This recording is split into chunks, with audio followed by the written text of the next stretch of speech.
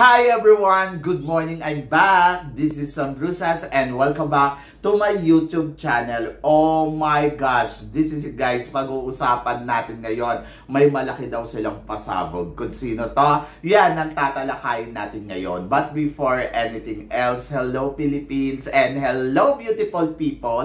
Mabuhay! Kamusta kayong lahat? Sana lahat kayo ay okay at safe ngayong araw na to. At syempre sa lahat naman ng mga bago nating subscribers dyan, hello po sa inyo lahat. Maraming salamat guys sa pag-subscribe ninyo. Syempre dito sa channel ko at syempre sa lahat naman ng makamamasam dyan na laging sumusuporta dito. Araw-araw, lagi-lagi. Maraming salamat guys sa inyong lahat. Syempre, usapang Miss Universe tayo ngayon. Alam ko lahat kayo nag-aabang na sa Miss Universe at ito nga ang sabi ni Kun An, meron silang malaking pasabog sa Miss Universe. Una, 130 candidates daw ang magkukumpit. Ito daw ang pinaka-the best na Miss Universe sa history ng Miss Universe. Kung totoong 130, oo nga naman. So, siya nga yung pinakamadami. At siya yung masasabi mong the best. Kasi madami, di ba? So, wala pa. Hindi pa nagawa ng Miss Universe na ganyang kadami. Umabot ng 130. Miss World, 120. Pero ang Miss Universe, pag nagawa nila yan, totoong 130, bongga. So, tingnan natin sa November. Alam nyo naman yan si Kun An. Minsan, ex-senadora din yan. Saka minsan yung mga chika niya, hindi naman totoo. Charot. So, yun. Di ba? Kasi last year, ganyan din. May mga pasabog daw, may mga pa-eksena, pero wala naman. Iba naman yung nakita natin. So, abangan na lang natin kung totoong 130 nga ang magiging delegates ngayon na magkukumpit dito sa Miss Universe. So, good luck kung talagang 130 yon. Pangalawa, bonggang production daw ang ibibigay ng Miss Universe sa atin. Excited ako dyan dahil syempre ang Miss Universe ay Miss Universe. So, gusto ko talagang bongga talaga yung production. Kasi sa totoo lang, nung mga noong panahon ni Trump era, talaga naman ang bongga talaga ng Miss Universe. Sobrang pag pinanood mo siya, oh my gosh, nakakaloka. Kasi talagang masasabi mo, pasabog, di ba? Pasabog talaga yung Miss Universe noon. Saka gusto ko yung mga opening show, may production number, yung mga ganon. Sana maibalik nila yon. Pero sa 130 candidates, mukhang mahihirapan sila ibalik yon. But sana magawa nila. So, ano ba ang hinihintay at inaasahan natin dito sa Miss Universe? Ayun nga, sinasabi nila 130, pasabog, bonggang production. So, tingnan natin kung ano. Kasi sa totoo lang, yung unang ganap din naman ng Miss Universe, ang boring, di ba? So, yung production nila, opening show nila, si Emmy kasi yung nag-ano nun eh. Kaya parang ang pangit, charot. Hindi rin ako bumili doon sa Emmy na yun. Tapos, naligwak pa si Philippines kasi noong 2022, alam mo yon, nagkaroon sila ng transformational leader. Na in fairness naman, kung tinuloy-tuloy mo yon, maganda kasi parang may history talaga yung candidates, di ba? Makikita mo kung saan yung root ng candidates. Hindi lang siya basta-basta. So, bongga. But ngayon, tignan natin kung ano naman ang eksena at ano nga ba ang hinahanap nila. So, possible ba magkaroon ng lutuan? Oo naman, charot. Hindi ko alam. Kasi parang, mahirap kasi magsalita eh. Ayun nga yung mahirap eh. Pag nanalo si Thailand, ang sasabihin ay luto. Kasi Thai ang nanalo. Pag nanalo si Mexico dyan, sasabihin luto kasi Mexico ang nanalo.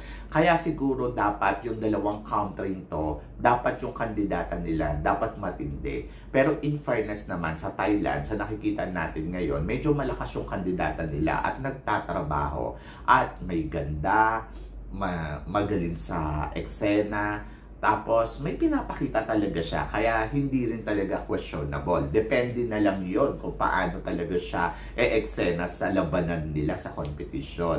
So, doon magkakaalaman. At, possible kaya Dark Horse ang manalo dito sa Miss Universe ngayong taon na to? To be honest, I think yes.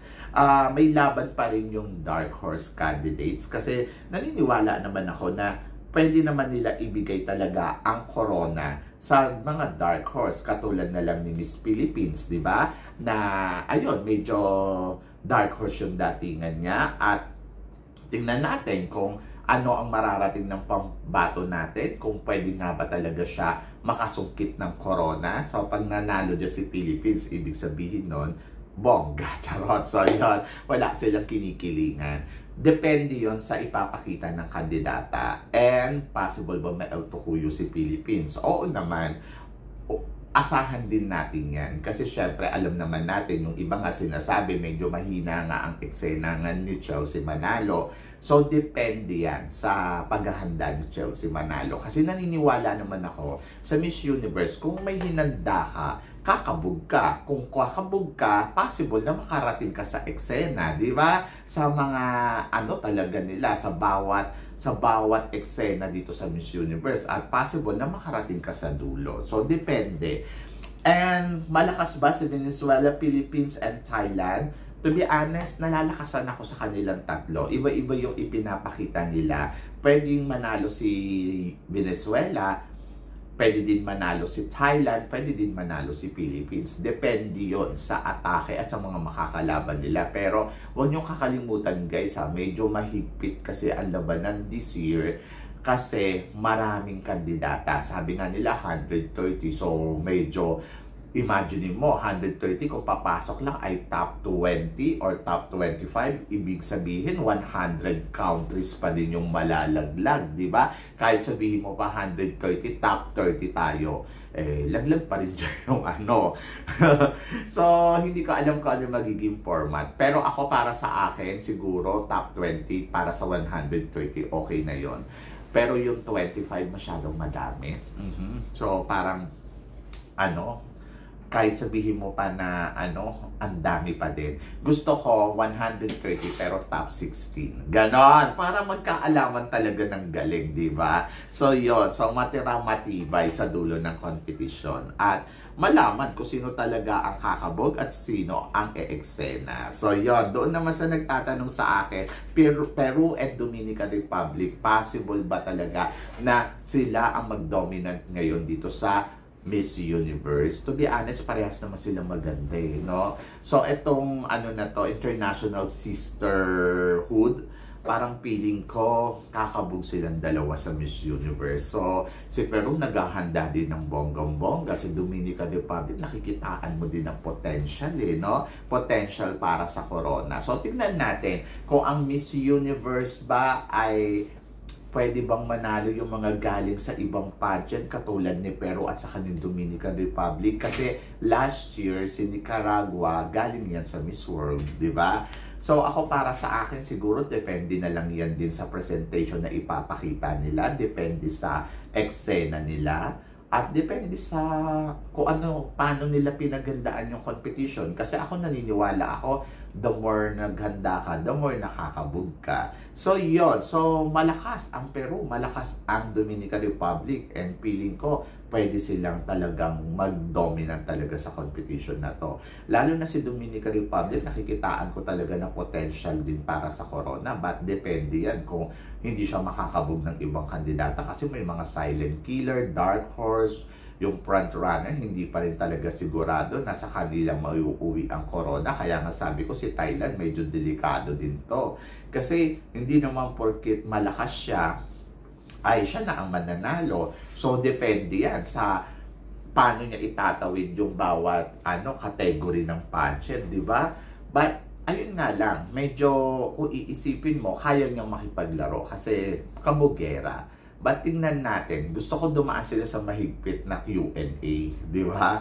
So, yon kasi sabi ni Kun An, medyo parang, dito talaga binawasan talaga nila yung Q&A portion, di ba? Napansin niyo nung nakaraang taon, ang bababaw din lang naman yung mga tanungan. Hindi katulad talaga nung IMG na era na grabe, talagang kumakabog talaga yung mga tanungan doon. At nakita naman natin yung kandidata, talagang dumaan talaga sa butas ng karayom. At kaya nanalo dyan si Pia Wurtzbach at saka si Catriona Gray kasi matindi talaga. Pero ngayon, yung last year, parang soso lang naman yung Q&A nila. So, halatang-halata na may pinalulusot silang kandidata. So sana laliman din nila yung Q&A. Magkaroon sila talaga ng malalim at masusi na parang dadaan sa butas ng karayom yung kandidata, hindi lang yung basta-basta maganda lang. Kasi dito kasi sa era na to, parang ang hinahanap nila, kailangan Diyosahan talaga yung kandidata. At napansin niyo ang daming kandidata na magaganda. Puro halos pinadala ng mga national director sa pageant ng Miss Universe ngayong taon na to ay mga Diyosa. So, tingnan natin kung oobra nga ba yung mga makukuda ngayon. Katulad ni Zimbabwe, makuda yan eh. So, tingnan natin kung papalo. And then, tingnan din natin kung magugustuhan ba nila yung Black Beauty. Kasi, eto nga si Chelsea Manalo, sa totoo lang, nanganganib din to kung iisipin mo. Sa panlasa ni Kun An, parang feeling ko, si Kun An, pag umeksena, yan ako, good luck sa atin. Talaga, sabi ko sa'yo, maganda si Chelsea Manalo ha, pero nahihinaan din ako talaga sa atake niya. At doon sa mga eksena niya, parang feeling ko hindi oobra to sa mga makakalaban niya. Pero syempre, nandoon tayo na umaasa pa rin ako na kakabog siya hanggang sa dulo ng competition. At naniniwala naman ako na paghahandaan niya ni Chelsea. Ang tanong na lang dyan, si Kun An ba pasok sa panlasa niya si Chelsea Manalo? Ganon! Kasi kung hindi pasok sa panlasa niya, kahit anong galing ni Chelsea, wala talaga tayong magagawa. Pwede niya tayo El Tocuyo. Pero feeling ko naman, hindi niya El Tocuyo ng ganun-ganun lang si Philippines. Kasi Philippines yan, powerhouse yan. Lalo na ngayon, di ba? Marami nagagalit sa Miss Universe, sa Miss Grand dahil sa mga honors na to. But I hope na sana maging patas lang talaga ang labanan dito sa Miss Universe para sa mga kandidata. At sana wala talaga silang kinikilingan. Sana ibigay nila kung ano ang the best para sa candidates. So yon, kayo guys, ano ba guys ang tingin ninyo dito sa mga mangyayari ngayon sa Miss Universe? Tingin ninyo may pasabog nga bang bonggang-bongga ang Miss Universe, at totoo kaya na 130 ang magiging kandidata ngayong taon na to dito sa labanan ng Miss Universe? I-comment below mo yan para at least malaman ko naman kung ano naman ang chika mo dito sa mga pinag-uusapan natin ngayon. So yon, syempre maraming salamat sa inyong lahat sa suporta at pagmamahal na binibigay ninyo syempre dito sa channel ko. At sa mga hindi pa po nakaka-subscribe dyan, please don't forget to click like and subscribe my channel. At i-click nyo na rin po syempre ang notification bell para lagi kayong updated sa mga chika natin. Sabi ng ganon, always keep smiling and always think positive lang. Walang imposible guys, magtiwala lang tayo sa itaas. Kaya guys, hanggang dito na lang, hanggang sa muli natin chikahan! See you tomorrow. Thank you guys!